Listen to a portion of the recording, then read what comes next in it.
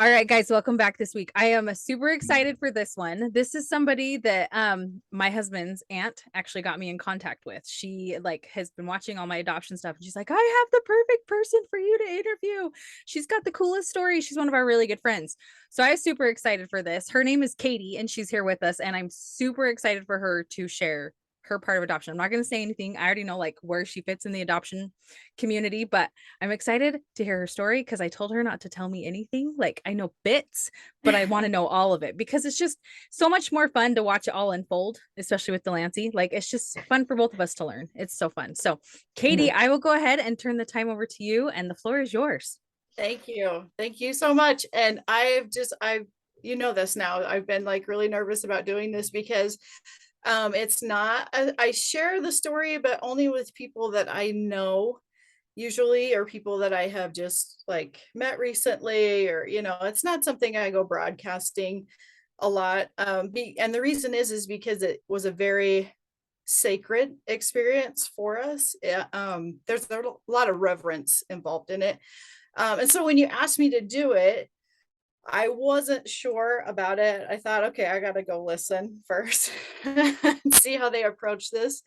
But I really loved how you guys, um, first of all, take the approach that God is involved in adoption. And you could threaten me with my life and I would never deny anything different. God had his hand directly in this adoption, no doubt. So that was the first thing. So I had to make sure that lined up. And then I think I needed to feel comfortable with you two, honestly, too. And I did. That was really easy. I mean, anybody that's been hanging out with you guys for a while, you get what I'm saying. Had to feel comfortable, and that was easy. And what I've realized recently is that there's an element of protection that I need to include for my family and for my son. And so I feel like that would also be covered. So yeah, I felt good about sharing this. And I am hoping, my goal is nothing other than to give somebody hope, or to help somebody that has been adopted to get through something hard that maybe is related to their adoption or otherwise. I don't know. But my goal is to reach out and help somebody through this experience because, honestly, it's an ongoing experience with us. There's a lot of layers to this story, a lot of layers. So it's ongoing and it's something that we deal with all the time. But in the end, I am so, so grateful that we were able to adopt. And honestly, I feel bad for people that don't get to adopt because it was such an amazing experience for us. So that's the No, gist of why I I'm love that. sitting here. So, no, I love it. I Can I love just it. say I I love it feel so bad for them much. too if they can't adopt. I Yeah. feel the same way. I feel bad for you because it's such a cool gift. It's such a It cool is. present. It really Yeah, is. it's totally awesome. And unless you've been through it, it's really hard to understand, I think, what it feels like. Um, so yeah, it's just totally awesome. And it's never anything that I had on my radar ever. Never thought about adoption. So I'll give you some background if you want. Um, so Dave and I have been married for 30 years, and we met and we dated, and this is total Utah thing. And I know I'm going to get some eye rolling. We knew each other 2 months when we got engaged. But I was not planning on getting married. I was not there. I was going to go on a mission, but that wasn't, I wasn't mission material either. It was just something I needed, something different in my life because I was struggling. I was having a really hard time and doing things maybe I shouldn't have been doing. And I thought I've got to have some focus in my life. So anyway, a roommate set us up and we met. And actually I got set up with my husband's other roommate and that didn't work out, but we met and here we are. Okay. So Okay, real quick, I okay. absolutely love this so much. And don't feel bad because I'm gonna tell you right now, because I love how you said it's a Utah thing. My parents met, I think it was, if I'm Gail, if you're listening, my bad for getting this wrong. My parents met in October and or maybe it was the end of October, and they were married January 2nd. Oh, So that's fast. yeah, and they're just about to hit, hold on, 54 years, 54 years, I think, of marriage. Yeah. Dang, that's So amazing. yeah, Good for them. Wow. I some of the best marriages happen that way, I think. Right. And with him, it was, I just knew there was no doubt. And I hadn't even told him there was somebody else I wanted to date.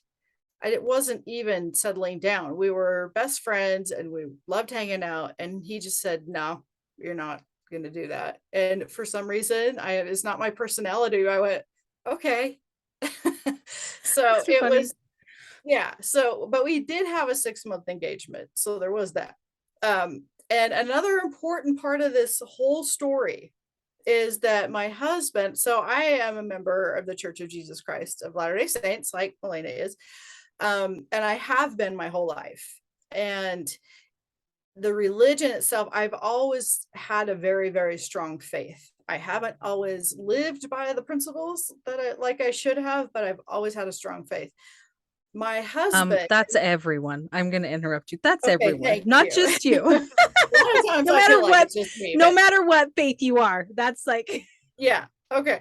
So my husband, my husband was not a member of any church.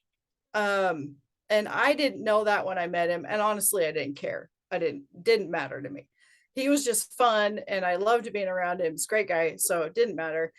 I find out later that he was interested in dating me more seriously. And he said to my roommate, what can I do to get to know Katie better? And if you know Mormon speak, LDS speak, she says, well, she thought he was a member of our church. And she said, well, you need to be more active. She had never seen him go to church. She had never seen him do anything like that. So she meant active religiously in your faith. He took that as, I'm fat. She thinks I'm fat and I'm never going to have a chance. So yeah. So anyway, long story short, that's long one story way, I guess, short, to tell people. I know, That's funny. right? So tell me, how quickly did he start walking like 5 miles a day or Yeah, something? Like, I'm just curious. It's so great. I know. It was funny because after that, any date that he planned did involve some type of hiking. We went caving. We went, Point proven right there. yeah, That's yeah. funny. So yeah. Um, so he had never thought about joining our church, although he grew up with a lot of people that were members.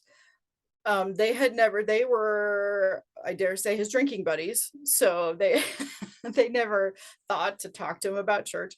Um, and this is also another important part of the story. When we had been dating, like I said, roughly 2 months, and we were sitting and talking one night, and he starts to tell me a story about what happened when he was 18, and he'd been shot with a 12 gauge shotgun from about 10 feet away, shot in the chest.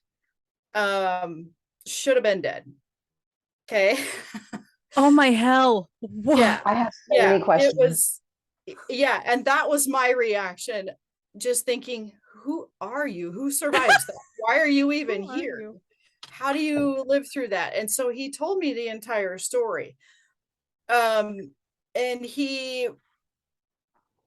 it was interesting how there was faith in there when he talked about it, but it was something that it was obvious his life had been spared, because he said right before the gun went off, he heard a voice in his head tell him, and I know what that voice is, but tell him, turn. And so instead of getting hit directly, like straight on, he turned just slightly and was hit at an angle, so it missed all of his heart, his major arteries, and the wad and everything. It was from 10 feet away, so that's kind of like point blank with a shotgun. He still has 127 pellets inside of him. Like I've seen him on an x-ray. He has pellets inside of him, but it was stopped by his sternum. His sternum broke and stopped everything. So he ends up he's from Idaho, ends up in LDS hospital in Salt Lake, life flight. And he was there for a month, should have been dead. He was not recovering very well. Managed to have a priesthood blessing because his oldest brother had a friend that lived there that brought missionaries in, and they gave him a blessing. Next day, he was, before that, he was kind of like a vegetable. He was just nothing, you know.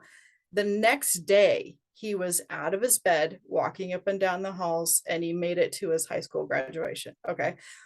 So this is me listening to his story, and I'm thinking, this guy must be something special because there's no reason he should have survived that. That's crazy. And I said to him, and it's just a thought that came into my mind because I hadn't thought about it before. I said, you know, I think you're the kind of guy I could marry. And he said right there, so would you like to get married? And that was the first we had ever talked about. And I knew like I had such this, gosh, it's so hard to say it this way because I know I'm talking to people that maybe aren't religious, but the spirit hit me and said, he is to be your husband. This is the right guy for you. So I said, yeah, let's get married. And he said, oh, and by the way, I want to join your church too, because I think that's what I need in my life. And we hadn't really talked about that either. So imagine my like surprise. Like, That's hold on. crazy. Yeah, so he did. He joined the church and then we got married, and he has been a very faithful member of our religion, and it has blessed us in so many ways. And this is also key to this story, okay? So fast forward, we get married, July 3rd wedding. Who does that? It was outside actually, because he hadn't been a member of the church for a year. And at that time, they had you wait a full year before you could go be married in the temple. Plus, he had a lot of family that weren't members that couldn't go. So July 3rd wedding outside, you know, full tux, because that's what we did back then. And it's so hot. Hold Does on, it say were you not sweating? Ooh. I have questions. Yeah, you want me to slow down here? Well, in Mississippi, that we call that an absolutely not.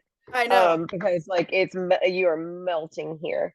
But okay, so I'm so sorry to interrupt, but I have questions. I'm because I'm not as familiar with LDS as I should be.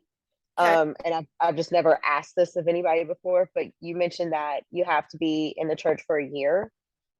It was that way. It was that way. Okay. That was the rule at the time. They've changed that. Yeah, they've changed it. You don't have to wait the full year anymore. You can, if you are worthy and ready to go to be sealed in the temple, because we believe that families can be sealed for an eternity. And that could be a whole other really long conversation, but this faith is very family based. It's very like family centered. Family is such a strong part of our religion. Okay. And let me back up just a little bit. Okay, so I said I've been a member my whole life. My parents were members their whole lives, although my dad did not grow up an active member. His parents were not active. And he'd been in the Marines and decided to serve an LDS mission at the age of 24. Now, if you know, typically it's, in fact, back then, I think it was even 20 or 21. It might have been, I don't know.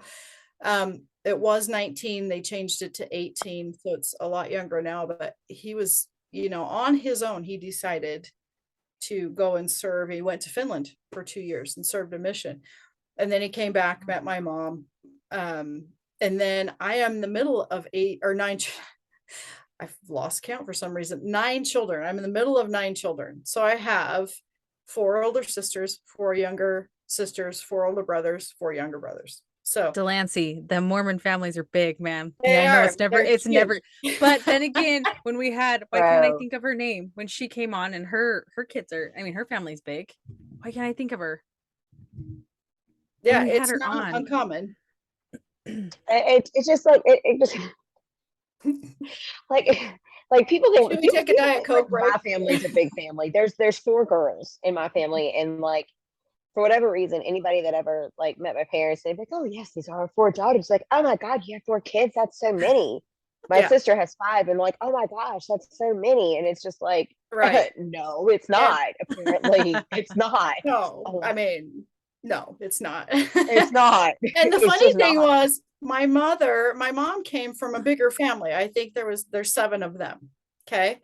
My dad had one brother, and that brother of his was killed in a car accident when he was 26. So that there's half of my dad's family gone. So my dad wanted a bigger family, and my mom was thinking, I'm okay with something smaller. And the more that she had, the more he was going, I want a big family. So, and she's a trooper, that woman. She's my like hero angel on this earth, because my youngest sister, who her little boy just turned a year old, and she's 37, I want to say 38. So she just got married not too long ago. She kind of waited, but my mom was 45 when she was born. Wow. And she had a procedure done where she shouldn't have had any more children, and she still got pregnant. So that's my family. But I'll tell you this, I absolutely love being from a big family. It was awesome. Totally amazing. It was hard at times, and being the middle child, my mom would tell you, like, nobody tells me what to do. I take care of myself. Help me or get out of my way. You don't have to worry about me. I was like really the one that nobody paid attention to. Really. It was either like the older kids had stuff going on, driving, dating, younger kids needed help. Then there was me sitting in the middle. So that's my family. And let me add this too. My dad did have 2 adopted siblings. It happened after my uncle was killed, and my grandma, she had a hard time having children, and it was something I think that she needed. And this was a brother and sister that they adopted. They were the oldest of 8. And I don't know a lot about this family. They were the oldest of 8, and I know that they remained together. All the other kids were scattered into different families, which I think would be really hard. And these 2 did have, it was such a dysfunctional family. This aunt and uncle of mine were the caregivers for their siblings, because I don't think dad was in the picture, and I think mom was involved in a lot of illegal activities, which meant that these 2 were taking care of their siblings. So when there was a lot of problems with that, but I loved them, and it was great. And I think that's where I kind of developed my first impressions of adoption, were because I did have an aunt and uncle that were adopted, and I loved them. I thought they were great. So there's that. My husband, his family is kind of interesting too. His dad flew, he'll kill me for not saying it, B-15 bombers, B something bombers in World War II. He had 2 older siblings, a brother and a sister. 18 years later, his mom got pregnant with his brother. So there's an 18-year gap. So it's like he had 2 sets of parents. And then they did not want this brother to be raised alone. So they had my husband, and she had him when she was 43. So he had older parents, but hold on. He Questions. was so excited to have this big family, Go ahead. I think it's so cute. You raise your hand. I used to teach school, and I love that. I think that's awesome. You may see that a lot. Questions. So, I don't even know how to ask this. Like, so she got pregnant 18 years after the first unplanned. 2. Is that right? The first, okay. And then and then decided that they didn't want to raise, like they wanted, it was a brother. The brother he has a brother that's 2 years older. Mm-hmm. And so they had him so that he would have buddy. That. I just want to make sure I understood Let's that have correctly. a buddy for you. I love that so much. Okay. It's awesome. And I absolutely adore his parents. Now, all of his family has passed away now, except for him and his brother that's a couple years older. So they're all gone, but I absolutely I only knew his dad for 2 years. And his mother, she is my best friend in the world. I loved her. So yeah, such great people. But that's also part of it. Okay, so we're married 2 years. We find out his dad is sick. He's the kind of guy, World War II generation. He did not tell anybody that he was sick until it was way too late. He had pancreatic cancer and ended up dying of a stroke, which was a blessing, because that is a horrible, any cancer is bad, but pancreatic is very painful and a very hard thing to go through. So we lost him. This was in 1994. Were you even born, Delancey? Were you around? Either of you? Were you around, either of you, in 1994? Because I love yes. her. I could. Can we keep her? I'm gonna go with her. I'm gonna go with what she said. No. No. Heck no, it wasn't even a thought. We both okay. were. We both were. Yeah. So this was 1994 that his dad passed away. April Fools. It was on April 1st. So, and it was at that point that we said, you know what, we want to start a family. This is a loss and it's hard. And I think it would be a good time for us to have a child, start a family. Now, having 4 older sisters, that it was just like, I'm sorry, I don't have 4 older sisters. See, I told you I'm nervous. I have 2 older sisters, 2 younger. You're like 5, 6, 7. That's a, yeah. 2 older, 2 younger.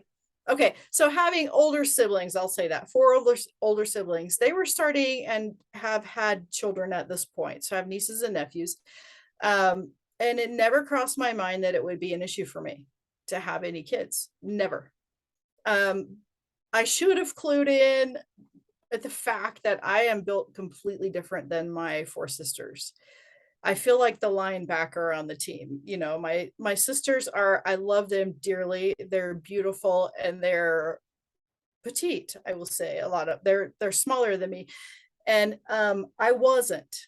And I was a weightlifter in college, high school. I played volleyball. I was always really active. But it was something that I noticed about myself, that I was built differently than my sisters. And so we're saying, okay, let's have a family. And we start trying and nothing. And it's like the years start to tick away that we are not having kids. And we were not in a position to dump a bunch of money into infertility treatments. We weren't at all. And so it was super frustrating, but you're thinking this will end sometime. This isn't going to go on forever. I want to say it's probably 1990, maybe it would have been 99, 98, something like that. I was watching the Today Show and she starts talking about polycystic ovarian syndrome. And she starts talking about the symptoms and I'm going, that's me. So it turns out that is what I have, polycystic PCOS. Maybe some people have heard of it. It's tough. It's tough. You've never heard of it, Delancey? Now I feel very uneducated. No, don't feel uneducated. I'm just surprised you didn't. There is a very high percentage of women that have it, and I think the percentages are going up. And honestly, I believe my own mother has it, but the symptoms are different. And infertility is just a symptom of it. It doesn't, having it doesn't mean that you won't ever have kids. But for me, that's what it meant. And my doctor, I was working with my doctor, doing everything I could. And finally, he just said, I am so sorry. You are never going to be able to have your own children. And this is 9 years into trying. So we've been married for about 11 years. And if you know anybody that has struggled with infertility, it's usually like they go a few months and go, oh, we got to go have a treatment, do something, this is 9 years. And the hard thing was, and I remember it, my younger brother, my brother that's just younger than me, he's 3.5 years younger than me. We were at my mom and dad's house and he and his wife said, hey, we got an announcement, we're having a baby. And I completely fell apart because I thought, I can't handle, like, it's one thing to have your older siblings having children, But when it is your younger sibling and you have no hope, it was devastating. And actually their daughter turned out to be, we call her our oldest daughter because she always wanted to be with us. It was weird. It's like the Lord knew, they need to share this one with them. So we had her all the time, and she's my little angel. I love that girl. So there are little tender mercies that were along in there, but so we were going through this experience and so devastated. At 10 years, I did get pregnant once, and I lost that baby. I don't know how far along I was, but I remember it felt so violent to me. It was so hard because I remember when it happened. I mean, it just happened, and it just to me was so traumatizing. Um, and I had lost hope at that point, never going to have a child of my own. I was in and out of school all along here. I had a point where I just thought, okay, I've just got to not work and just go to school. So I was going to school. I was studying to, I started out as a ceramics major. Like, that was actually really fun, but you can't take that stuff home, and it just got to be kind of tough. So I changed my major to or my minor was English, and I decided I wanted to do psychology. So I studied psychology. I have a minor in English, and I did get a secondary ed teaching certificate. So I graduated from college in 2001. It took me 8 years. I should have been a doctor. Got my bachelor's. And I had played volleyball in high school and just decided I wanted to kind of like help volunteer on a team to help coach. And so I showed up, and the coach said, "Hey, we need a ninth grade coach." She found out I had just graduated. They also needed an English teacher. So I started teaching school at that point, coaching volleyball. And that's when I decided, I can be a mom. I can be a mom. It's just to everybody else's kids. And I was good with that. I had come to terms with that. I was peaceful. Like, it's fine. I'll be all right. My husband, on the other hand, I don't know. He wasn't communicating stuff to me. So I don't know how he was dealing with it. I know it was hard, really hard for him. So we're going along, and I'm teaching school, and he in his faith had not, we do what is called fasting in our religion. So the first Sunday of every month we fast for 24 hours, and that is going without food or water, and whatever you would have spent on those meals we give in donation to the fast offering, which goes out to help people. Okay, that was something I'd grown up with. It's always been really hard for me because I get kind of sick. I actually get quite sick. In fact, I get really hangry, and so like get really ugly if I'd be a horrible anorexic. I'd be like, okay, I'm going to try to be an anorexic, and I'd make it to 10 o'clock maybe. Like, it's hard. I completely understand that. Yeah, I get that. I love to eat, and my husband loves to eat, and he had never cared about fasting. It wasn't like he didn't really understand the importance of it. And it is something that will help you get in tune with that spirit, and help you to like solve problems and just feel some peace. And anybody could try it, honestly. It's not just it's in the Bible. So we're going along, and we meet some friends, and the husband was from another country, I'll just say. And he said, after we got to know them, he said, I believe my aunt can help you get a baby from my country. We're like, sweet. He said, she's done it before for people. I think she can help you adopt a child.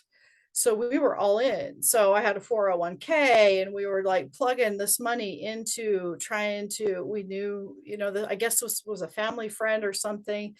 We're sending money to help her out, and we're sending clothes and food and all kinds of stuff, anything that we could do. And they send a video, the baby's been born, and we're thinking, we haven't heard how to get a hold of this baby. We don't know how to get to this baby. Sorry, dog's out there barking. And so we were so like frustrated, and we weren't getting any answers from the friend's family.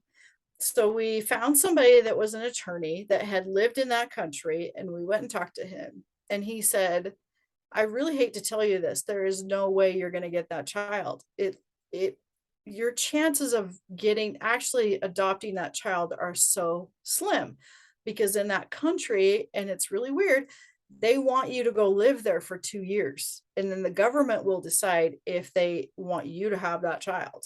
And then you bring that child home. And it just, there was no way it was going to happen. It wasn't. I mean, we could not go live in another country for 2 years, first of all. Second of all, if they decide they don't like us for some reason, then what, it was really strange. And so that was a breaking point for both of us. And we handled it in very different ways. I didn't know what to do anymore. I was struggling with depression, and this is a long time by this point. We're talking like we're at almost 12 years of trying to have a baby. But the thing was, with that child, we had a baby shower, we had clothes, and it was a little boy. We had clothes, we had a room set up. We had just built a new house. We were able to do that. My husband actually built most of it himself because he's super handy. We built this house, we had a room painted, decorated, all set up for a little boy. And then we find out we're not getting this little boy. So we were dealing with that, but we weren't dealing very well together with it. We were kind of just like going through the motions, living our own lives, doing our own thing, trying to cope. And then I'm teaching one day, I'm at work, and it happened to be my prep hour, and I was sitting at my desk working on some stuff, and my husband calls me, and this is when we didn't even have cell phones. And so let me grab a drink. Sorry. He calls me, and he had been at work, and it was probably 10, 30, 11. And he was in management at that time, and he had been in a meeting. And what he told me then is, he said, I decided I was going to fast. And I told the Lord, you fix this now, because I can't stand to see my wife suffer, and I am suffering, and I will fast until you fix this. Because he thought that's how you talk to Heavenly Father. It's like, I want this now. You do this on my terms. I know. I'm like, I get it though. I think it's so sweet. I get it. But and just can I just go ahead and say this for anyone that's listening that has ever wondered what it looks like for your man to be a spiritual leader? That right there. It blew my mind, because he is like, not very long in this religion. And I don't know. I think any religion is complicated. It can be, the doctrine and all that can be very complicated. And coming from a place where he had no religion in his life, I was proud of what he was doing. I was proud that he was going to church every week faithfully, and very faithful guy. In fact, that is how we know your uncle, Melina, is that in our church, we have what used to be called a home teacher, but it's, really it's somebody just to come and visit you once in a while. They will call in 2 priesthood holders to come and check on your family. Everything okay? Can we do anything for you? Talk to you, visit with your kids, kind of like be mentors. Okay. So your uncle, Melina, was his first home teacher. And let me just tell you, we never did one religious thing with him ever. It was fun and games from then on. That's so Luke, but Luke's like the best ever. I love him so much. And I'll tell you, he is our family. In fact, my kids call him Uncle Luke. He and Angie are family to us, but that is how we met him. And she was pregnant with their first, and they have just been family ever since. So it was such a blessing. So he tells me he had decided to fast, and he was starving. I think it'd been almost a day and a half at this point. And he was in a meeting, and somebody walks in, said, Dave, you got a call. And he said, I can't, I got a meeting. And he said, well, it's your doctor. He says he has to talk to you right now. And so he's in a panic thinking, is my wife dead? Did she, what are you supposed to think when you get that message? So he goes and calls, and this was somebody that was our doctor, but also a neighbor and a very close friend of ours that we had gotten to know very well. And just like one of my very favorite people on the planet. And so Dave called him and he said, Dave, I've got a woman here in my examining room. He had stepped out, wasn't in the same room. He said, I've got a woman here. She has her grandson. He's 9 months old. She is looking for a home for him. Would you be willing to meet with her? And he said, absolutely. Absolutely, we would be willing to meet with her. So he said, I will give you her number and I'll get hers and you guys can connect and meet up. So he contacted her and she said, we are raising this grandson and he needs a home. And all I know is that we are to protect him and he's not safe with his birth parents. And so, and she was kind of at her wit's end. That's why she was there to see him. She was like having some sort of breakdown. She didn't know what to do because she didn't have money. She didn't want to go through any services. She wasn't sure how to do this because this wasn't your typical, the mother is deciding, the birth mom is deciding to give this child up. It was, we are hiding him from these parents because they're dangerous. And he's already been abused. And he's been living in shelters, drug houses, so they were trying to protect this little boy. And so we arranged a time for them to come to our home. And they were not religious people either. And I think that's also an important note here because, like I said, this whole thing was guided by the hand of God, like no doubt. So she told me later that they had pulled into our driveway and she said that they were told immediately, the Spirit said to them, this is his home. And so they come in, we bring him in and we were just floored. We're like, there's this child in our home that somebody's looking for parents for this child. And here he is, he's right here. And he's the same age that this other baby would have been. And he was absolutely adorable, so cute, black curly hair and just the sweetest face and so cute. And he was so quiet. He was very lethargic, I will say. I still don't know exactly what he'd been through, but I know it was a lot. And we have our suspicions that he was a drug baby, that she was doing drugs and alcohol the whole time she was pregnant with him. So they bring him in. He's super quiet. He hardly even moves. And if a 9-month-old, they're moving, they don't sit quietly and just like attend the meeting. So he's sitting there and we're talking and we're getting to know them and they're getting to know us. And she said, Katie, would you like to hold him? And of course I want to hold him. So she passes him over to me and I get him like this in front of me, like you do with a baby. And he takes his little hands and he puts them on my face like this, and he puts his mouth over my nose. So he was showing affection to me. And I'm looking at them and they're like, he's not that way. He's not that comfortable with strangers, but I think he knew too. I think he knew. And he did sort of the same thing with my husband. He was, it's just like he kind of melted into the situation. Like he felt like he was home.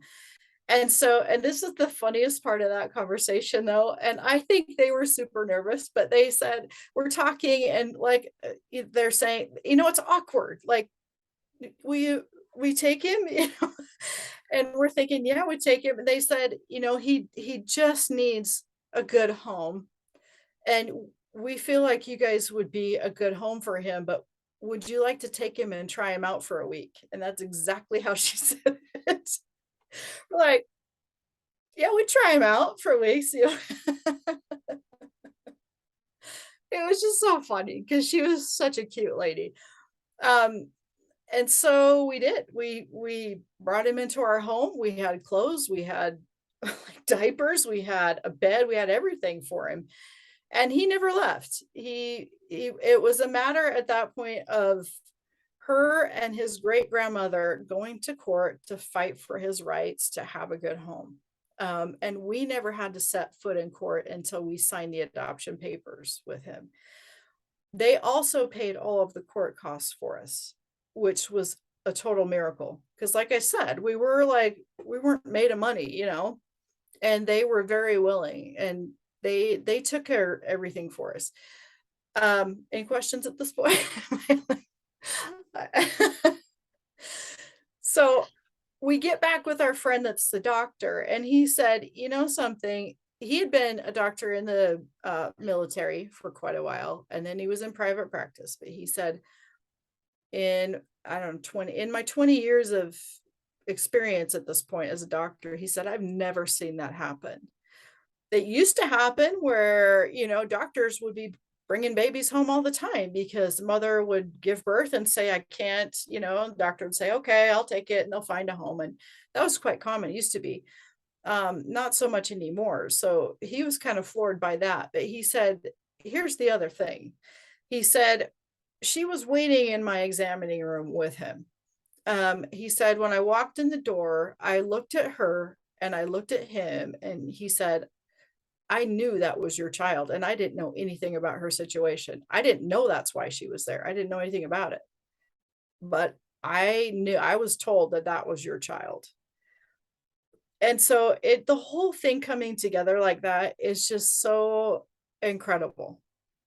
It's such a blessing. And that's why I say it was very sacred to us. It's a very reverent experience, because that is why it happened. There is no other way. Then we were being blessed. And, I think the Lord knew that we were both at a breaking point. And Dave was more so than I realized at that point. And I'll tell you about that too. But so we kept him in our home. We were able to do a home study, and we got legal guardianship of him. And his birth parents did not know where he was. And they kept coming back to court, and this is just my own belief and my husband's belief. I think they wanted the welfare money that they were getting from him, because he is one of 8 children that have not been raised by his birth mother. She has not raised one of them. And that is a long story. He has 3 older siblings, and he has 4 younger siblings, and the 3 older ones are in a home, have been raised together. The 2 just younger than him have been raised in the same home. And then the 2 after that have been raised in separate homes. But finally, with the last one, the birth mom finally agreed to have her tubes tied in. But that was the only baby that she said, I want to give this baby up for adoption. All of the others were taken away. So it's crazy. And I will say this too. I have no idea what either of those birth parents went through. I know a lot of backstory about them, because my son was in contact with both sets of grandparents and still is in contact. His grandmother that brought him to us has passed away quite a few years ago. His other grandma and grandpa are still alive, and he knows them. In fact, he's met every one of those siblings. Some of them don't remember him. Some of them don't know at all that he exists, but I think they will at some point. But it's a big family. And I can't imagine as a mom what that's like to have 8 children, that you have not raised one of them. And so my heart breaks for her. Her choices have not been great, and they still continue to not be great from what I know. And his birth father, even worse. But my heart breaks for them, because when you get yourself in a place like that, that's a dark place where you have children out there that somebody else is raising them. That's sad to me. So I my heart goes out to them, and I hope at some point they'll find what they're looking for, that they'll find some joy in their life, that they'll find something to give them peace. Because from what I can see, and I'm just observing from a distance, they're still struggling, the 2 of them, and they're not together anymore. And they're not all from different fathers either. I think there's 3 different fathers there. one birth mother, three birth fathers. Yes, ma'am. I have questions. I have questions. Um, are y'all in the same city? We were. You For, were, okay. we were. And Okay. in fact, at one point, his paternal grandmother contacted us and said his birth father has taken his younger sister and left the state, and he wasn't supposed to have her. So she said, just be aware. So he was, my son was in grade school. We let the school know. Absolutely. If anybody comes asking for him, call the cops immediately.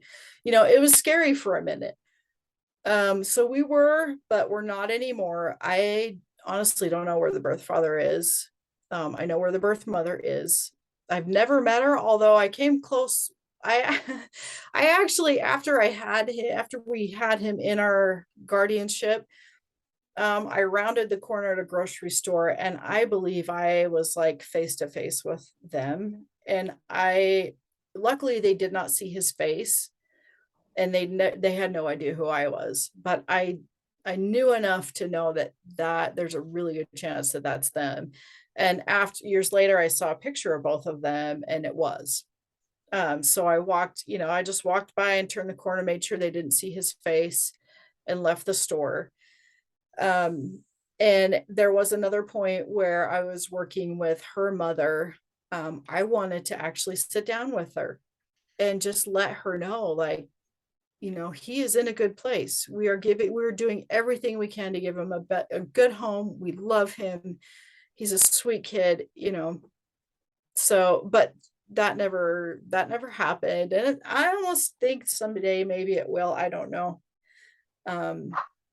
But yeah, we're not in the same, but we're in the same state still. Okay, so you are still in the same state. So, but I'm trying to like wrap my head around this because like I just when you said you rounded the corner, it was like you were pretty much face to face. I think I would just be like, like that's just one of those like my fight or flight. I don't know which one I would go with in that exact moment. Yeah. Like because you have a child with you, so like you have to think about like Yeah. the child. Like you can't just be like throwing hands with somebody that's just not okay because it's a child. But my understanding is that you knew who they were, like their names, and you knew their names, you knew what they looked like, but they didn't know anything about y'all. I didn't even know what they looked like. I knew their names, but I knew the grandparents, and I knew, like, you could tell my son looked exactly like her. Okay. Yeah. I just, from knowing her mother and her siblings, when I saw her, I knew, like, and it was also how they were dressed, how they were talking, like they're engaged in behaviors. And that's why they don't have this child, but they're engaged in things that, you kind of like see somebody, it was tattoos. It was, I was about to say, I have questions again. going on there and I think also it was a warning shot from God going like, hey, keep his face covered. I don't know. It was really a strange experience. I just knew that it was them. I'm not sure exactly how I knew, but I knew. Right. Well, I mean, that's, I feel like that's later. And she said, yeah, that I described them, how they were dressed. She had a certain piece of clothing that she wore all the time, and she happened to be wearing that at that time, which was not a normal piece of clothing that people wear. And so I described that to her mom, and she said, yeah, that was cool. Sorry, Pocket apparently did not like that. There's a part of me that's curious what the piece of clothing is, but I also don't want to ask either. So I'm going to ask this instead in place as hopefully my dog will stop barking in a second. Appreciate that.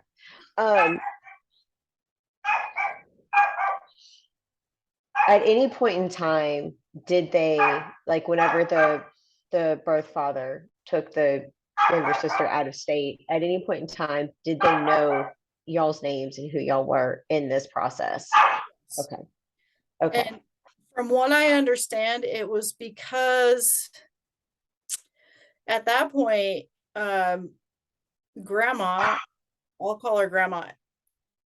Yeah, just the paternal grandmother, she had passed away. And I understand, I'm just getting all of this secondhand, but I knew that her husband, who was not the um, biological father of the birth father, right? Okay, so he was stepdad. She had remarried. He was a great guy, but I was told he was really struggling and he was drinking and stuff like that. And he happened to, and actually, another thing, the younger brother of my son's birth father was in the school that I was teaching at. He was a student there. So I knew him. And I was told that this grandfather did meant, like, said our names, told them who we were and what city we lived in. So that's why we were really concerned, was we felt like he could be found if they really wanted to, but luckily it wasn't an issue. But yeah, we were very aware of that. And the school was great too. They were fully on board, like, okay, we're on it, you know, we're not gonna let anything happen to him. And so it turned out to be okay. It wasn't okay for his younger sister. And I probably should not get into that, but it was a sad deal for his younger sister. Um, but she was brought back. She was adopted by a family, and she's doing quite well now, as far as I can see. Um, and I think let me back up just a little bit. Well, okay, so so I told you there's a lot of layers to this story. So we had him, we get to the point where we are able to legally adopt him, but the thing was, is the birth, okay, when they had him, he was very young, and the birth father was picked up in another city with my son, who was he was born prematurely, by the way. So I think he was only, I'm trying to do the math, he would have maybe been 4, 5, maybe 6 months old, if that. And the cops picked up the birth father because he was walking around in a blizzard with my son, no blanket on him, nothing. He was out wandering around in the snow. And so there was a cop that, you know, picked this guy up and took him in, called called his mother and great grandma. I absolutely loved her too. This is the great grandma that helped us get him. She got involved at that point. She went to him and she said, this will not happen again with this child. And you are going to write out on a piece of paper that you are giving up your rights to him. And I'm going to keep that. And if anything like this ever happens again, I will take that paper to court. And he did it. He wrote out a paper, signed it, said he was giving up his rights to this child. And we had that piece of paper. And so it was frustrating because they would not show up for court dates. They were saying they want him, you know, they were fighting to get him back, but they wouldn't show up for court. And finally, there was a final court date set. We weren't there, so I'm trying, you know, it's not like I have all these details in my head. I just know what I was told, but we weren't there. So grandma and great grandma were there at the court date and with an attorney. And her attorney was saying, I'm sorry, she's not here, you know, and right at that moment, his phone rang. So this is the birth mother's attorney, you know, like public defender. And he said, that's her. Just a second. He takes the call. And then when he's done, he said to the judge, she's in a different state. She is going to be giving birth to another child in a couple months, and she has relinquished her rights. She's done. So it was right there that the judge said deal, because he took that paper and admitted that in court, like said, okay, this is legit. He signed it, and it's his willingness to give up his rights to this child, and she just gave up her rights. So boom, we're done. You know, they can adopt this little boy. So that was pretty amazing. Now, with that, or she was in another state. She gives birth to this child. And we find out this is a full sibling of my son's. Had they been in Utah, from what we understood, we would have had full rights to that child if the child were taken away from them. That child would have automatically come to us because we did have a full sibling, which I think makes a lot of sense, like, yeah, sure. But because they were in another state, then it wasn't so easy. But we decided we wanted to try to get custody of that child. In the time that took, she had another baby right after that, and he was taken right at birth because he tested positive for drugs. So he was taken. The state had the other child. They were in foster care.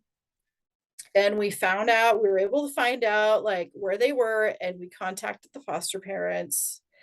And we were just thinking, yeah, we'll just come pick them up. And they said, no, we want to raise these two kids. And so we were ready to go. We are like, okay, we'll figure out what we have to do to get these kids. And we this is I want to say it was in April after we adopted our son. This is the following April. We adopted him on Christmas, the 24th of December. Yeah, Christmas Eve. We signed the papers. It was awesome. It was totally awesome. Her son is a gift too. I just want to point that out. He is. He's such a gift. And so miracle.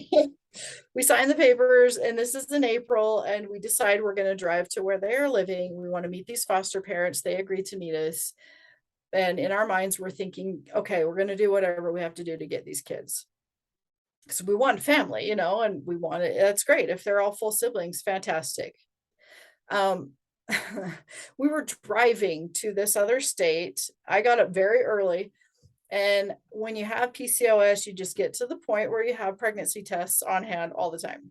So I did happen to have some. And there's that voice again saying to me, take a pregnancy test. And it was pretty random, like out of the blue. Okay, fine, whatever. I took a pregnancy test and it was positive. I had not had a positive test only one other time, and that was the time I lost that baby. That was the only other time I had a positive test. My husband's still in bed, and I go in there and I got this test, and I'm like shoving it in his face, like, look at this, look at this. And he's like, what ew, what? I love married couples so much. Y'all are so pregnancy tests. Like, I love it. It was awesome. And yeah. And knowing him, he made some smart remark, and it's like, just look at it, shut up and look at it. And so we're standing there going like, okay, we can do this. We can do 4 kids under the age of 4. It's fine, we'll be fine, and so that was our plan. We were going to have the baby, and we were going to get these 2 other babies, and we were going to be good to go. So we weren't sharing that at that point with anybody, but we drive to this other place. We meet these foster parents, and they were angels. Absolutely loved them. And they were taking such good care of these kids. And these sweet kids needed a lot of extra care. There were some issues there that needed to be addressed, that they were on top of it. And they had been able to have a child of their own, but they weren't able to have any more. They wanted more.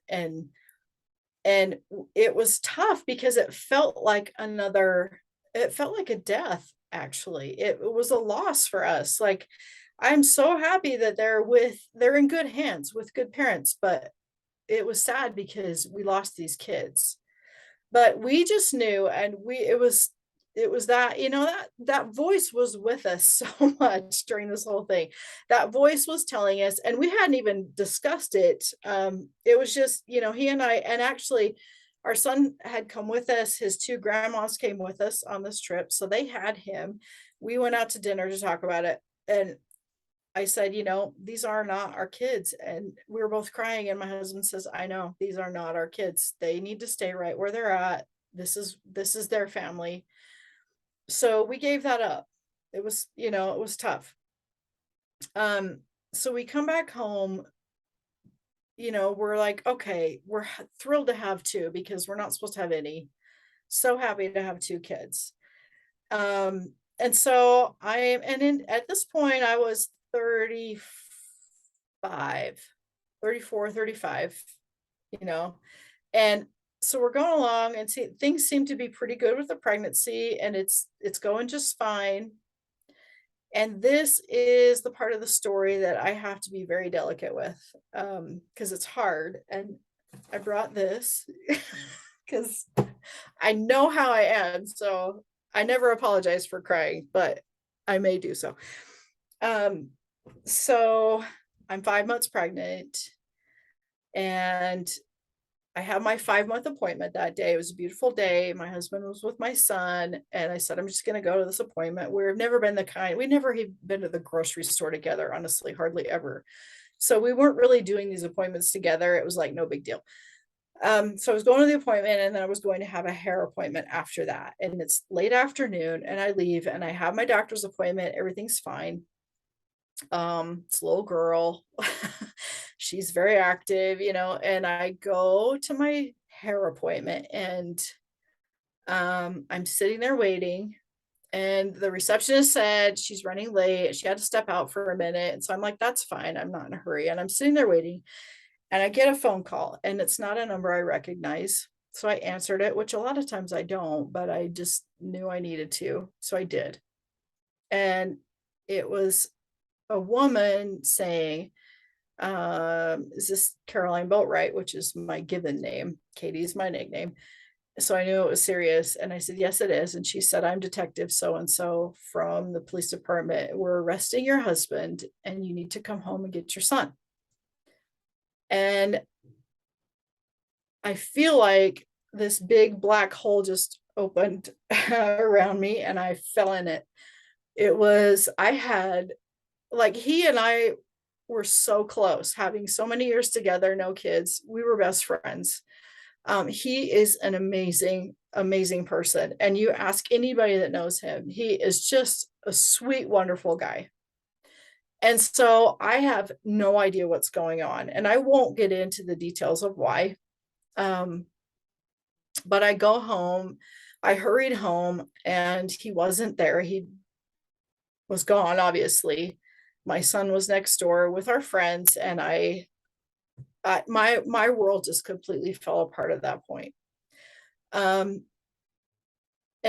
being 5 months pregnant and having that happen, plus a child that's newly adopted that you're trying to bond with, like it was, I have no words for how devastating it was.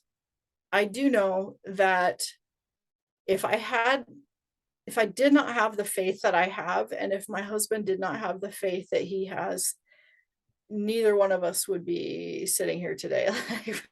There's no way this marriage would have stayed together. But and this is the part that I want to be so careful with. I had a feeling come over me of total forgiveness immediately when I got home. I was there by myself. I had called my mom. She lived an hour away. I had called a neighbor who also happened to be our bishop, see if he could come over, just somebody, but I knew that God was there with me and I knew he was saying, it's okay. You're okay. And you're strong, your husband's strong, and your child needs a family. So keep that in mind. Your son does not need any more separation, no more abandonment. You need to keep your family together. And I had this feeling come over me of just deep, deep love for my husband. And I was so worried about him, what he was going through.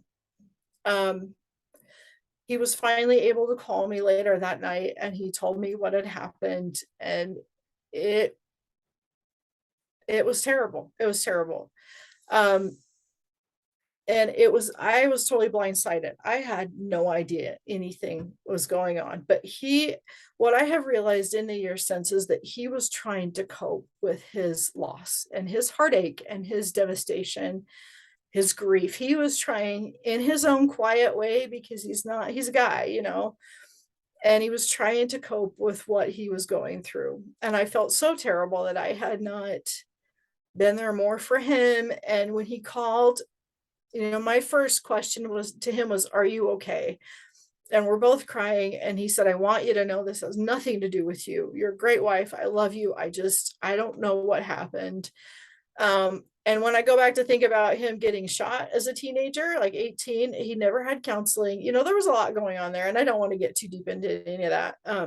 But I just feel like he had hit a breaking point that I did not understand.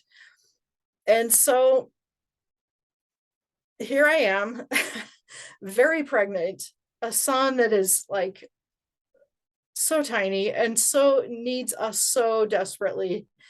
And I had no idea what I was going to do.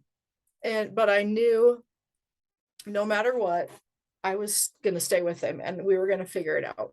And honestly, we even had people that, like friends, that abandon us because they just can't tolerate. This is what one of them said. We just can't have people like that in our lives. So we're done. It was really strange. It was strange. What my thing, Kate, let me interject. People like that, it really drives me nuts because everybody's human, and me going through probably nothing even close to what you've gone through, it's like stupid little things for me, but like your true friends show up. Your true friends do not judge you for things because everybody's human. Everybody's human. Like there's things that like going on in my life right now that I could like sit and judge and cut and like with people, but it's like you're human. And if God was, this is the biggest thing I go back to. If God was sitting right here, he would not be saying, cut these people out of your life. Because I mean, I get there's times where you got to put boundaries with some people for your mental health. That I understand. God understands that.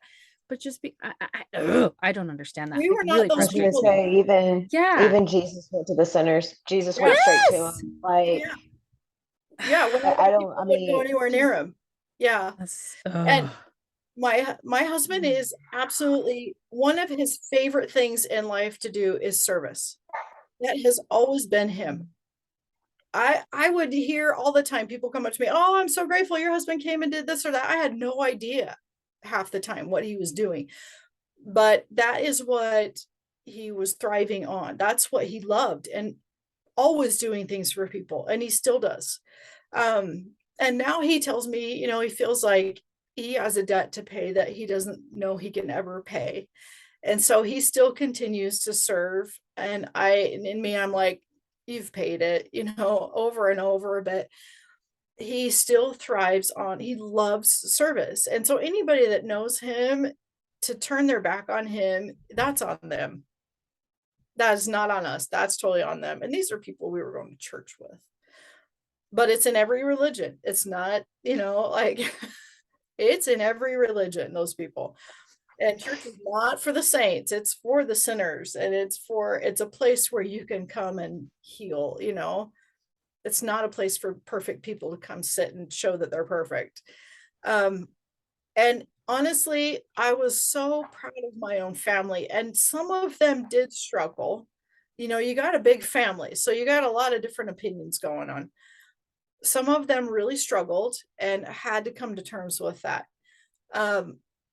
My own parents, I was so touched by how they just loved him more. And they had every right to be totally upset with him and angry. They had every right. Nobody would have faulted them. Nobody would have faulted me for leaving. I could have said, I'm done. I can't, that's okay. You've crossed way too many lines right there. But I knew there was no way I was going to do that to this child, first of all. But my husband, that's not who he was. Not who he was. I knew that. And so I knew that we could stick this out and be fine. It was going to be hard. And dang, it was hard because I had my daughter, and 3 weeks after that, he was sentenced to basically 2 years in jail. We were hoping he could get a work release, but that did not happen. So here I am. I've got a newly adopted son. I have a brand new baby. We lost our home because I couldn't do that on my own. So we had to hurry and sell our house and there were so many angels that just came out of the woodwork, that were, somebody gave us a place to live for free. We had people all the time coming over. They'd take the kids, give me a break, like, everything was covered. And that includes a lot of my family members. Like, they just stepped in and did so much to help us, because I think they could see too that this was a family that needed to stay together. And everybody wanted to be a part of helping. And it's so touching to me to have all those angels. And Luke and Angie were two of those angels too. I mean, that he was somebody I knew. If I don't have my husband, if I needed a man for, like, oh crap, the toilet's leaking or whatever, I knew he was definitely one of those first people I could call. Definitely, and they have remained close to us, no judgment. And so it is nothing I'd ever wish for to go through again, but at the same time, I am so grateful because it acts as a filter in your life, not only for the people around you, but for yourself, to look at yourself and go, I can do anything. If I can get through this and still not be strung out on drugs and alcohol. And let me tell you, I was tempted a few times to just say, bag it, I'm done. I don't want to feel anything anymore. And Diet Coke does not numb your senses. Can I just show you? Okay, everybody makes fun of me. This is my binky. And it's full of Diet Coke. I'm not kidding. It's full of Diet Coke. And it's I was gonna say, you did text me that. I gotta make sure I got my Diet Coke ready. I seriously think people underestimate the serotonin effect of diet drinks. I really feel like they underestimate that. I know, seriously. But what else was I gonna do, But I know that had I not had my faith, I understand why people get hooked on drugs and alcohol, because they don't have the faith. That is your medication. When you have it, it's what gets you through.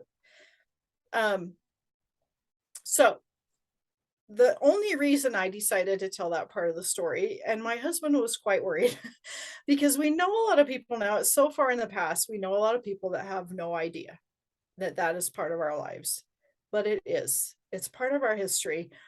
And we had a discussion the other night, and like, do we tell this part? Do we not? But I think it's an important part of my son's story. That the responsibility of adopting a child is much greater than having your own child. And I say that meaning having your own child is a very sacred responsibility. And God is looking to you to take this human being. And if you think about it, anybody can have a baby, mostly. And it is something that is so sacred, and people just treat it like it's nothing anymore. Oh, I don't want that baby, I'm just gonna kill it. I'm gonna, it's just ridiculous to me. But I've always known that in my life, like, a family and having children is a very sacred responsibility. And I knew that's what I needed to do. Having an adopted child is a whole different level, because my son had already been through so many hard things, and he was 3, and he'd already been through more in his life than I had been through in mine. And I had the confirmation at that point. I knew. And I told you this, Melina, when I talked to you before. I was raised with the belief, this is what my mother taught us. My dad too, actually, because my dad did a lot of work in the community with fundraising with people that had special needs. I was taught by my parents that if you could see the soul in that body of that person that has special needs, you would be so humbled. That those are God's most noble souls that were sent here not to be tested, but to test us. That is my belief. And when I had my son, and watching him and knowing what he'd already been through in his short little life, and watching him as he's grown, struggles that he has had, but the soul that is in that body of his is something much greater than what I am myself. And so I know I have to respect that, but I believe that anybody that is adopted has that noble soul that was one of those spirits in heaven that was way tougher than the rest of us, that knew, I can go to earth and I can handle some of the most ridiculous things and I'll be okay. And God went, yes, you will. I know you. You're going to be fine. So that's why, it's just like, this kid of mine, I tell him all the time, and if you could see him, we finally pushed him into getting his Eagle Scout, okay? He said, you can't drive until you get your Eagle, and he didn't think we were serious until he's like almost turning 17 and no driver's license. He's like, oh, you are serious, right? So he gets his Eagle, and we're going to have his little thing to give him his Eagle Scout, and I was in the store and I found this little figurine, and it's about this tall, and it's a little Superman figurine. And it's one of those that bends. You can bend all the limbs, and it's just like this Superman that's like got these giant fists, this giant head, and this hair. I swear it was my son. It looks exactly like him, down to even how his hair like falls on his face. That was my son. And I gave that to him when he got his Eagle. But I told him, and I've told him this his whole life, you have a warrior spirit. You are Superman. That is who is in you. And I'm not gonna lie, he has had a lot of struggles in his life. He continues to have, and that's not necessarily because he's adopted. He just seems to have a lot of struggles. But that kid is the most resilient human being I have ever met. He bounces back up every single time with a smile on his face, and he's ready to go again. And I'm like, I don't know who you were before you came here, and I don't know how I was so blessed and how your dad was so blessed to be able to raise you, but we're not messing around with this. We're going to do our very best. And so that's my thoughts on, like, I've gone really deep here, I know, on all of that. But that is the part where I think, if I share this part of the story, somebody somewhere will get some hope from that and recognize that spirit in themselves, that it's okay. And I am no stranger I know what some kids that are adopted, I know what they go through. I am a person that I'm just like my mom. I like to always be educating myself somehow. So I am a huge consumer of podcasts.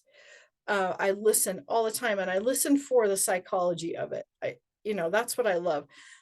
And I listen to these things all the time, and I got a book on tape, that's my age, an audiobook, listen to it, and it was the most heartbreaking thing I've ever heard. And I know it happened like probably 30, 40 years ago. A couple that adopted one boy and then decided they wanted two more children. They adopted another boy and girl.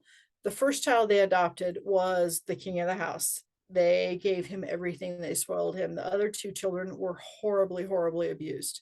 Horribly. Like, there was stuff that she was talking about that I was like, oh my word, I cannot believe a human being would do that to anybody, let alone a child. So in thinking about this, I think these kids, they have no say in this adoption thing, they don't. And some of the things that adopted kids go through, right? I mean, and kids that are born into a family go through hard things too, but there's, like I said, another layer when you're adopted. And I know that God has sent his most noble children to be in that position, but not because he told them to, because those spirits had the agency to choose that, because we do have our free agency. And I know that those spirits said, yeah, I'll take it. I'll do that. So no, it's amazing. And I was bawling when you were talking about like because I told Delancey about it. I'm like, I can't say the words exactly how Katie said it to me when she told me the first time. I'm like, but she'll say it again. And I'm like, it's just so beautiful because like I can't even, it just gives me chills and I just cry because I think it's like, I don't think I've ever been told to my face that like, my mom has always kind of told me I'm like extra special, like she just has, but like to hear that kind of, I don't know. And I like how you are saying, because me and Delancey have that belief. I know I say that and I don't want to speak for Delancey, but like that it doesn't matter. Like there's always going to be hard in family. And we know that there's hard, really shitty situations, even with kids that are adopted. And it's sad. Like it's nothing that you wish upon somebody. But I like how you also said for your son, it's not because he's adopted. Like, because a lot of people like to throw that, like we are so much more, I don't even know how to put it. Like, how would you put it, Delancey? Like they think we are gonna suffer and be burdened and all this other I more was going to shit because we're say, adopted. Yeah. being adopted isn't our personality. That's not. Yes. It's we happen to be we are human beings that are adopted. We're Right. not adopted human beings. Like it's just it it's so I completely appreciate. I'm like Melina. I completely appreciate you. So his struggles aren't because he's adopted, and like because it's I had so many like I don't know if y'all saw me over here, but I'm like streaming tears, and I'm just like trying my hardest, like don't like just God, it was so much. But there's so many of the things that you said that clicked with things that my mom has said. Oh. So like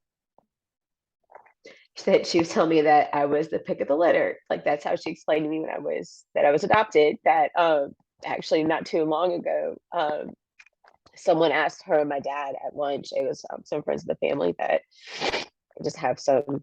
I mean, they know I'm adopted, but it wasn't really anything. But they were like, where does she get that spirit? Where does she get that? And my mom goes, she comes from warriors. She has warrior in her.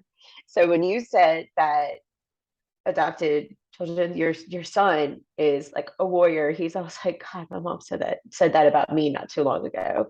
And Oh. it's just like the more I think about it, the Wonderful. more it's just like we really are. Like Yeah. if you really get down to it, because the things that, and not saying that we're more special or whatever, but it is different. It's just different. And to know that there's other moms out there who say those things and who can set that straight and everything. And also when you said that your husband said that he still, I mean, that hit me, that he still feels that he has a debt to pay. I relate to that so much. Like that's the hardest thing to carry. And I just that like so many things you said, like I'm gonna start crying, I'm gonna shut up. That's No, just like no. so many things you said, like it's so But relatable on so many different levels. my thing too is it's like people make mistakes and it's 100% proof you don't know people's stories. You plain and simple don't know them, and it's not your place to like judge. And the past is the past. And for people, if there is anybody out there that's like, oh, we're not going to hang out with them, because you all can suck it, because Yeah. this was the past and they're really good people. And I only know Katie a little bit when I've talked to her a couple times, but she's super close and I want to go meet her in person. But what I'm saying is like people, you don't know what's going on in people's lives, and it's not your place to judge. Like that's between Well, and them, they're just themselves and God, not anybody else, just them and and, God to like figure it out. Yeah. and Yeah. people are allowed to grow. You don't stop growing and developing as a human being until you're dead in the ground. I'm sorry. You just don't. Like we're Yeah. not the same people we were 6 years ago, 20 years ago, 10 years ago, 6 months ago. We're not the same Exactly. person we were 2 weeks ago. Like Right. we may have some of the same values, but we develop and we grow and we handle things differently. Like you just Right. don't say, I'm not going to hang out with you anymore because of whatever. Like that's just junior high people say that. Sit down, Rhonda. That's all I can think of. Ah, Rhonda. Yeah. And that is so true. And we've always, from the day my son could understand what we were saying, we've told him his story, because we have said to him, we want this to be your normal. It is your story. It's normal for you. And he always brags about how many siblings he has. And somebody looks at, the kids that I have now, which I didn't even get to the last one that I had. I do have 3 kids, not just 2. Um, yeah, I'll come back to that. But he looks at they look at what we have, and they're like, you don't have 7 siblings. And he's so proud of those siblings. Yeah, I have 7 siblings, and he knows them all, and it is his normal. And I think that's such a critical part of adoption. Like don't be afraid to let that child know that just because your circumstance was a little bit different, it's not abnormal. It's normal for you. It's your story, it's your life, you know? And I think that's, when I talk about my husband going through what he did, and that's part of our story. That's part of, and I really hate the term my journey. I've never liked that. I say it all the time. To me. That in season of life. Season of life is like my Yeah, favorite go-to it's phrase part now. of my experience. It's part of my becoming who I was meant to be. And when sometimes you don't feel like you were meant to be anything, when you go through the darkest things, you don't feel like you're meant to be anybody or anything. Thanks. But when you can get past it, when you can hang on to your faith and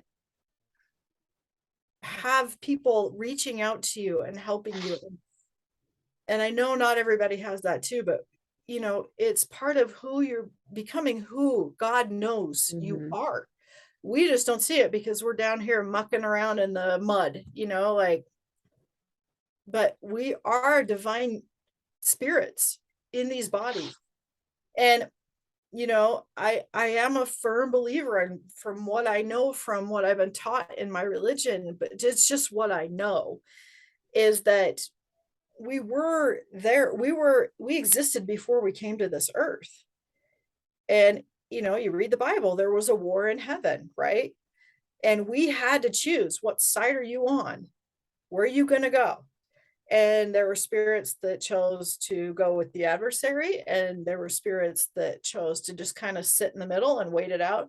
There were spirits that chose to fight for what was right. And we had the choice to do what we wanted to do.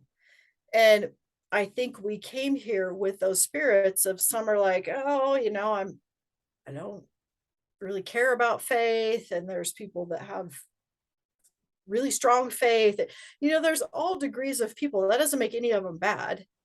That just means that we have to have different experiences to really recognize who we were before we got here. And we were all great because we're all divine. We're all children of our Father in heaven and a mother in heaven. He didn't do it by himself. And it's such a beautiful plan. And I think it's just, you have to remember where you came from and where you're meant to go. And you have to really tune out a lot of the crap in this world, because it's such a distraction. That's what it was meant to be. And we try to keep our son focused on that. Like, we know you're struggling and having a hard time, but you got to remember who you are. And he does. And he is free to ask questions. He's free to know any detail. He luckily could go to his biological family to ask questions if he needs to. They are very good with him. They're open with him. They'll tell him anything he wants to know. So he feels that security in his experience. I know of people that I know that they're adopted. Maybe they don't know at this point. And I don't understand that. I've never understood that about adoptive parents. Why hide it? Why hide it? And I'm sure you've heard of it too. Like, I don't get that. Yes, ma'am. Questions like, they're adults, teenagers, Adult, children. technically adults. Yeah, on Oh paper. Yeah. my Oh, that's gosh. gonna be a whole, like, there's some, okay, I'm not saying this to be funny. I'm saying this to be like legitimately real.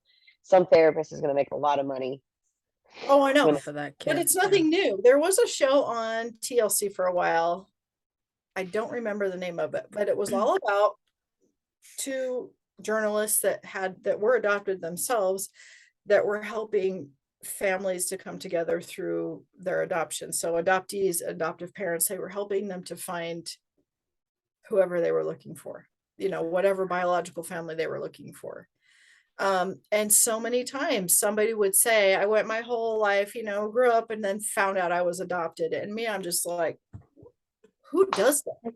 Yeah. why is it such a, like, it's not like Yeah. it's back in 1920. I Yeah. know. I know. And even my son's story is a difficult one. It's not an easy Yeah. one, but it's still something that we always insisted that Right. You can know whatever you want to know about it because it's your life. You have to learn to deal with it. But it just is like, sitting in a comfortable chair for him. It's not a big deal because he knows. And so I think that's so important that everybody has to know their story, regardless of what it is. And that's why too, like sharing everything about my husband, I've had to share with my own children who I didn't know, who I wasn't sure they were old enough to handle it, but we have talked to them individually about it, and they didn't know. They wouldn't have known. They didn't remember. My son remembered, actually, that part of it, because he remembered dad was gone and he wasn't able to see him for a while. My daughters and I did, my daughters are only like 22 months apart. So I did, I got pregnant again when I was able to see my husband again, and it was one of those things like I knew 2 was good. We're fine with 2. There's no way I'm going to have another one. And she was like, you could meet her. God said, oh, no, there's a third. Yeah, I'm here and you're going to know about it. And they're also adorable and they're sweet, but it's just like every one of my kids was a total miracle, every one of them. But they know the story now, and it's something they've had to deal with too. But at the same time, they know their dad too, and they know what a great guy he is, and it's a good opportunity to teach them about the atonement of Jesus Christ. Like he paid for all this already. Christ paid for all of this. It's so important to forgive, and it's so important to be forgiven. And it's the atonement is such a miracle that, and unless you give it a chance to work in your life, you're not going to understand it either, but it does have power to wipe away things that you did not think you could get rid of. Those feelings of hatred and anger. And I had all of those. Yeah. Like I had them for different people involved. And there was, I had those feelings. And when I decided, it was something my cousin said to me that I was like, oh my gosh, I'm an idiot. Why didn't I see it that way? But he said, I was talking about how angry I was and I couldn't forget. And he's saying, so you're saying that Christ dying on the cross and going through what he did was not enough for you? Oh. Yeah. And that's where I went. It was more than enough for me. That's the best call out I've ever heard in my life. And it changed my life. It changed my life to where I went, okay, I can't do this by myself. I've got to have help. I want to forgive. And that's all I needed. That was my prayer. I want to forgive. And the Lord said, okay, I'll make it happen. And it did. It just happened. Yeah. And I know it's not that way for everybody. I hear people talk about it's a process. I have to get there. And to me, I'm realizing more and more, you just do it. You do it and let that power work in your life. Let God work in your life to take that away from you, to take that burden back, because it's his. That burden does not belong to you anyway. It's not yours to keep. It's not yours to hang on to. It's his. Give it back. I like that. Why do we carry that around? So it's been such a good learning experience for both of us. And it's something that we can pass down to our kids and teach them. There's power in forgiveness. There's power in, and sometimes you want to walk away from your faith because things don't work the way you want them to. And it's frustrating and it's hard. And you want to go, it's that religion. It's stupid. I don't want any part of it, but really, that it's you like turning your back on God. It's nothing to do with, the religion is like made up of human beings who are imperfect. You can't expect perfection from that, but you can expect perfection from God, but he'll do it the way he needs to do it because he understands what you need in your experience, in your life, to see who you really are. I'll be honest, learning to accept that was probably the hardest part I've ever experienced, was learning to accept that it's his timing and it's his way. Absolutely. No matter what I say, no matter what I want, no matter how much I want to fight, it is his timing, his way, because his timing and his way is what I need in my life. And that was hardest thing I've ever had to accept. It took a really long time, and sometimes I still don't accept it. Sometimes I just want to go, really, why? Like, what are we doing here? And then it'll eventually make sense. But everything you just said is 100% accurate. It's hard to accept though. Yeah, it will make sense. And when you look back at it, you go, oh, I actually needed that. I totally needed like, that. The way it happened is exactly. I get it. Yeah. Yeah. Oh, it's like, oh God, I see what you did there. I needed that lesson because Yes. I was kind of struggling in that area. So Yeah. you set me straight. Thank you, Jesus. You're amazing as usual. But like in the moment, you're just going, are you kidding? What is happening right now? Seriously. Like, why? Yeah. So, Yeah. Because like for me, it was wanting a family was a righteous desire. I was married. We wanted to have a family. What is wrong with, why is that so bad? And when I'm seeing, like, I'm teaching school and I'm seeing teenage girls that are pregnant that are like, oh, I'm going to keep the baby and good luck, and I hope that child is really tough. Good luck. There's so many things around you where you're just going, why? Yeah. I want what you want me to want. Yes, I want it. exactly. That's what I want. Why can't I have it? Yes. It's in the Bible. I'm supposed to want this. I want it. It's not letting me have it. And then it's like at the end of it, it's like, oh, okay. Yeah, it's okay. And now when I go through hard things in my life, I just think I'm so laser focused on where I'm going that, I mean, I do have my dark days. I do. I have hard times. I think everybody does that we don't even realize, because we tend to hide those things. Correct. And as a teenager, I struggled with depression. My dad struggled. My grandmother struggled with depression. It's in my blood. And I struggled really hard. And in fact, at 14, I attempted suicide where I was not supposed to make it, and I did.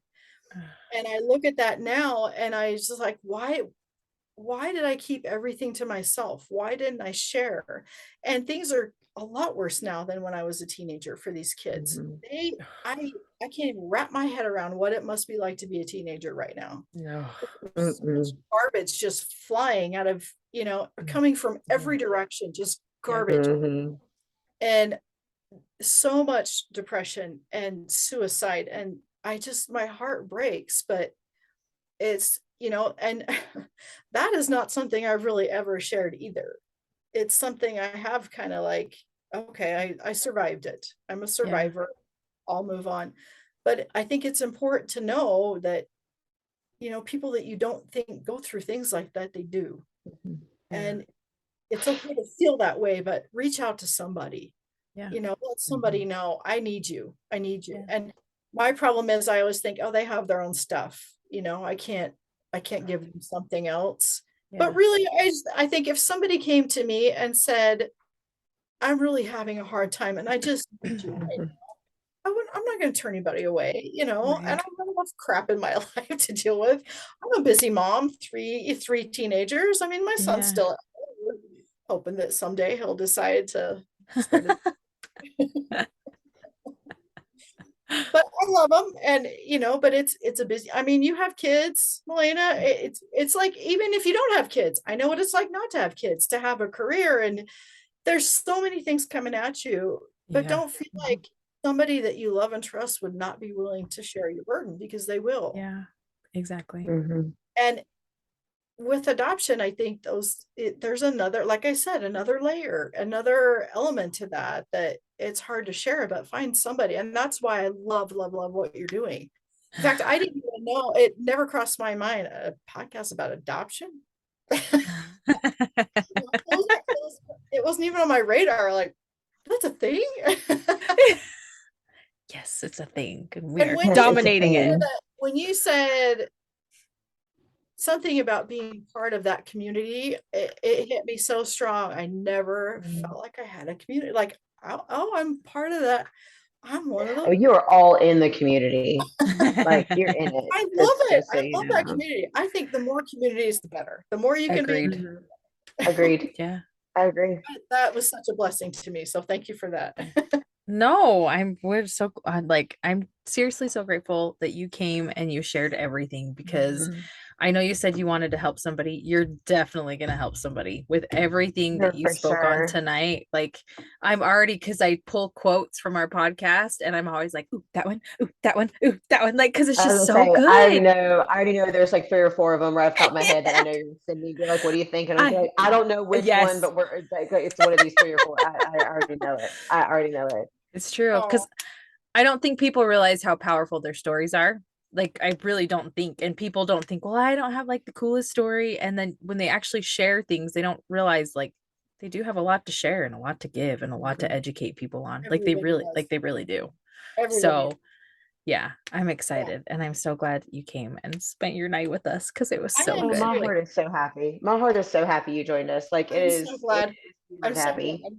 Because I knew when I decided to do this, I knew God was telling me like, you do need to like stand up for what is right, say what is true, because it's not for me, it's for somebody else. I am so willing to do that. If what I went through can help somebody else, what my son has been through.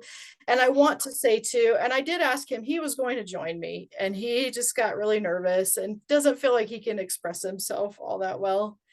But he wanted. That's okay. I suffer from the same thing.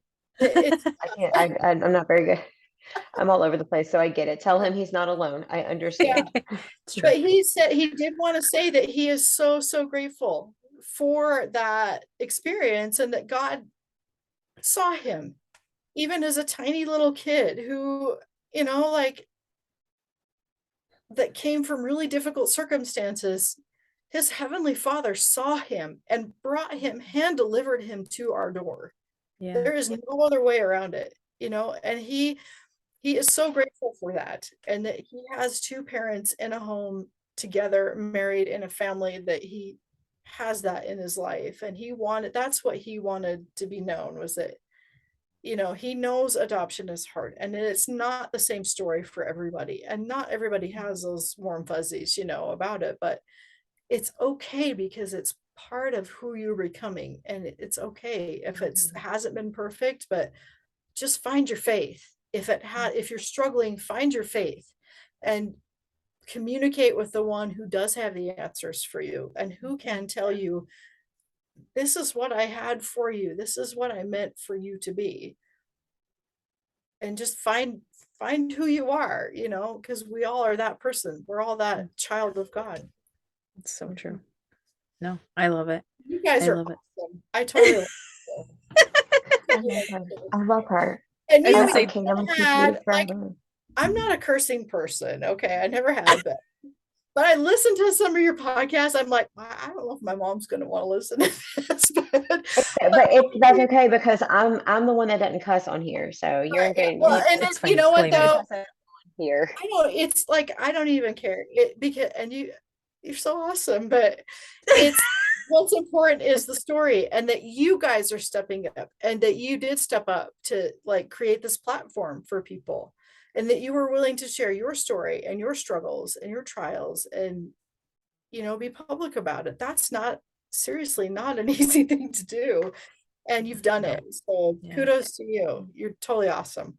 Well, when your mama listens, sorry, but we are doing our damnedest to make a difference in the world. So there you go. I agree. I concur. I concur with that. She'll throw out things once in a while. She's 83, but she'll throw out stuff once in a while. We're like, huh. That's hilarious. That's so funny. In the South, we call that a clutch your pearls moment. I totally. Well, and I love that. I want to circle this back too. I love that you said that God told you that, you should led you to do this. Like God told you need to share your story. I love that because I'm pretty sure I can speak for Melina on this, because I know I can definitely speak for me on this. The whole reason we both started sharing our stories on different platforms, because we both have built our, I don't want to say a following because that sounds like really creepy. I don't want to say following. It sounds really weird, but the platforms that we have built, hers is on Instagram, mine's on TikTok.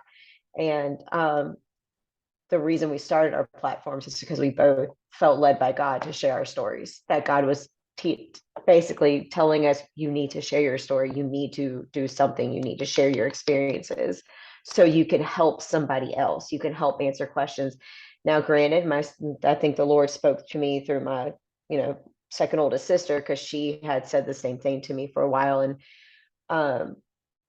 I think more people need to be open to the idea of talking about it and sharing their experiences to help others. So I really appreciate that you said that you felt led by God to do that, because I know we both felt that way. And I just love that we're all three ladies of the Lord, that were led by God to share our stories.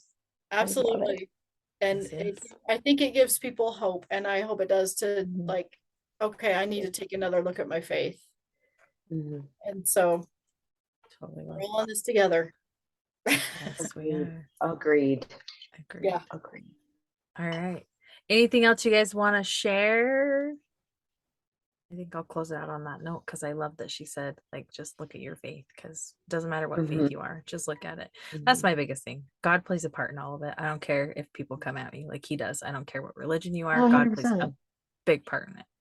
Right. And you have to be 100%. Willing to let him guide you, like she said throughout this whole podcast. You have to be willing to follow. Even if you're a leader by spirit, good leaders follow. Yeah, absolutely. You have to be willing to follow. 100%. Just saying. That's so wise. Absolutely. Yes. You hear that, Melina? Yes, wise. I do. I know you're wise, girl. Don't even. Don't even. Anyway. Have my moments. Okay, well, I'm gonna go ahead and close this out, but seriously, Katie, thank you so much for coming on and tell your son. Delancey said, I mean, we get it, it can be scary to share, but like that we mad love him for allowing him, I shouldn't even say that, to have you come on and share bits of his story too, because I feel like you shared bits of his, but it was yours to share. Like you shared more of yours is what I should say. And so I absolutely love it, because people could relate to it. Hard to speak for him, Correct. That's and I don't want to, but he agrees with all of it. He's on board, and he was so willing to share the story. He was just like so willing, and he's a very open kid, and that's what I love about him. And I'm grateful that my husband was also willing to let that be a part of it, because that is a big part of the whole thing. And it's been a blessing. So I'm grateful that he was humbled enough to be able to, let me share that. And exactly, you guys we feel safe with you. So good. Good. I'm telling you, man, your husband is a spiritual leader. Like, I'm telling you, anyone that's listening that is looking for an example of that, that's her husband.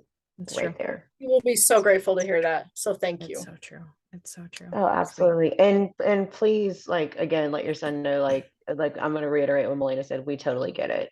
We 100%. I mean, it took me 5 years after I met my bio mom to share my story. So I completely understand where he's coming from. And I know it took her a while till I was 30 to even share my story. And then everybody watched it unfold on social media, me finding my birth mom. So that's what I'm saying. Yeah, like you did yours very publicly. I'm very impressed with that.